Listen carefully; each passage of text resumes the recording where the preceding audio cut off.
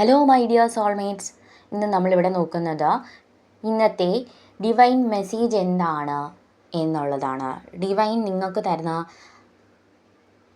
സന്ദേശം എന്താണ് നമുക്ക് നോക്കാം. നിങ്ങൾ ആദ്യം തന്നെ ഒരു ഡീപ്പ് ബ്രീത്ത് എടുക്കുക. അതിനുശേഷം വേണം ഇത് കേൾക്കാൻ. ഒരു പോസിറ്റീവായിട്ടുള്ള കാര്യങ്ങൾ മാത്രം നിങ്ങൾ എടുക്കുക, നെഗറ്റീവായിട്ടുള്ളതെല്ലാം വിട്ടുകളയുക. ഓക്കെ. നമുക്കിവിടെ കാണാൻ സാധിക്കുന്നത് നിങ്ങളെ ഏതോ ഒരു ശക്തി നിയന്ത്രിക്കുന്നുണ്ട്.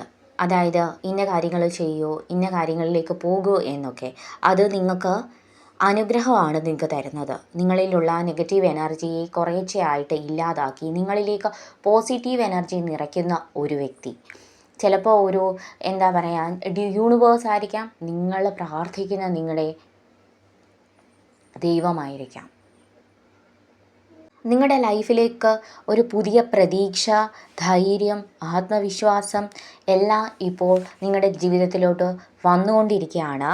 യൂണിവേഴ്സ് നിങ്ങളോട് പറയുന്നത് നിങ്ങളുടെ ലൈഫിലെ ഡാർക്ക്നെസ് ഒക്കെ മാറി. ഓക്കെ. ഇനി പുതിയ ഒരു സണ്ണിന് വേണ്ടിയിട്ട് നിങ്ങൾ വെയിറ്റ് ചെയ്ത് ഇരിക്കുകയാണ്. നിങ്ങളെ ഇവിടെ കാണാൻ സാധിക്കുന്നത് നിങ്ങൾ വിചാരിക്കുന്ന കാര്യങ്ങളൊക്കെ നിങ്ങൾക്ക് സാധ്യമാവുന്ന ഒരു സമയമാണിപ്പോൾ. നിങ്ങൾ ഏഞ്ചൽ നമ്പേഴ്സൊക്കെ തുടർച്ചയായി കാണാൻ സാധിക്കുന്നുണ്ട് നിങ്ങൾക്ക്.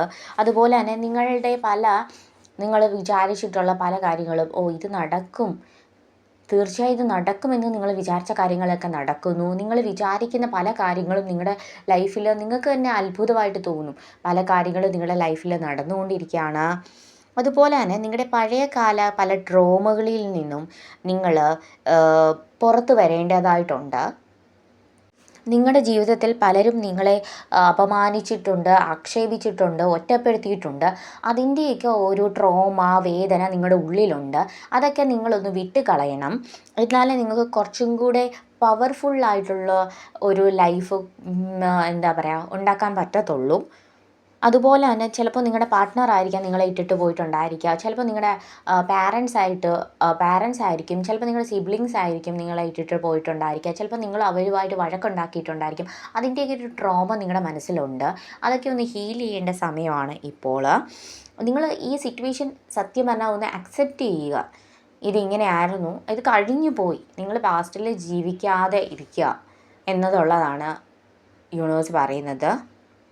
പിന്നെ നിങ്ങൾ പല ആൾക്കാരുമായിട്ട് അറ്റാച്ച്മെൻറ്റ് ഉണ്ട് നിങ്ങൾക്ക്. കാരണം അവരില്ലാതെ നിങ്ങൾക്ക് ജീവിക്കാനേ പറ്റത്തില്ല. അല്ലെങ്കിൽ എൻ്റെ ഈ ഒരു കാര്യം എനിക്ക് അവരോട് പറയണം.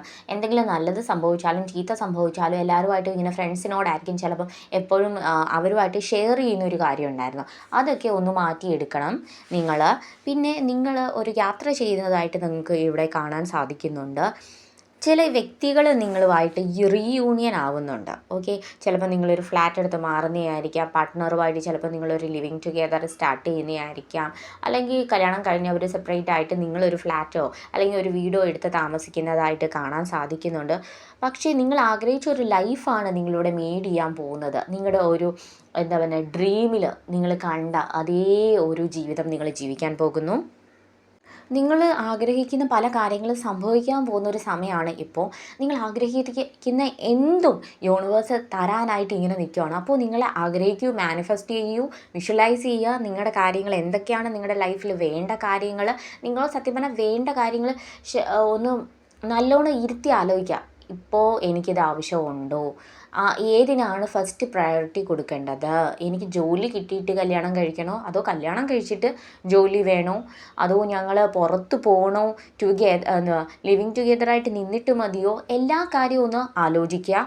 അതിന് ശേഷം മാത്രം യൂണിവേഴ്സിനെ കൺഫ്യൂഷൻ അടുപ്പിക്കാണ്ട് നിങ്ങൾ മാനിഫെസ്റ്റ് ചെയ്യുക. അപ്പോൾ നിങ്ങൾക്ക് പെട്ടെന്ന് കിട്ടും. ഇപ്പോൾ നിങ്ങൾ യൂണിവേഴ്സിനോട് പറയാം, ഞാനൊന്ന് സ്റ്റേബിളായിട്ട് നിൽക്കട്ടെ, എനിക്കൊരു ജോലി കിട്ടട്ടെ, അതിന് ശേഷം എൻ്റെ കല്യാണം ഇങ്ങനെ ആയിരിക്കണം, ഞങ്ങൾ ഇവിടെ പോയി സെറ്റിലാവണം, ഞങ്ങൾ ഇന്ന പ്രോപ്പർട്ടി മേടിക്കണം, ഇവിടെ വീട് വെക്കണം, ഞങ്ങൾ ഇന്ന സ്ഥലങ്ങളിൽ പോകണം. ആ സ്ഥലങ്ങൾ പോലും യൂണിവേഴ്സിനോട് നമ്മൾ മാനിഫെസ്റ്റേഷൻ ചെയ്യുന്ന സമയത്ത് പറയണം. ആദ്യം ഞങ്ങൾ ദുബായിലായിരിക്കണം പോകേണ്ടത്, പിന്നെ ഞങ്ങൾ ഇന്തോനേഷ്യയിൽ പോകണം, അല്ലെങ്കിൽ ഞങ്ങൾ പിന്നെ ചൈനയിൽ പോകണം. ഇങ്ങനെയൊക്കെ ഉള്ള ഒരു കാര്യം നിങ്ങൾ കറക്റ്റായിട്ട് പറഞ്ഞു കൊടുക്കുക. അപ്പോൾ അതുപോലെ തന്നെ നിങ്ങളുടെ ലൈഫിൽ സംഭവിക്കാനുള്ള സാധ്യത വളരെയധികം കൂടുതലാണ്. നിങ്ങൾ പുതിയ എന്താ പറയുക റിലേഷൻഷിപ്പ് ബിൽഡ് ചെയ്യുകയാണെങ്കിൽ തന്നെ എന്തൊക്കെ മാറ്റങ്ങളായിരിക്കും നിങ്ങളുടെ വ്യക്തിയിൽ വരേണ്ടത്, നിങ്ങൾ എവിടെയാണ് താമസിക്കേണ്ടത്, ആ വ്യക്തി നിങ്ങളെ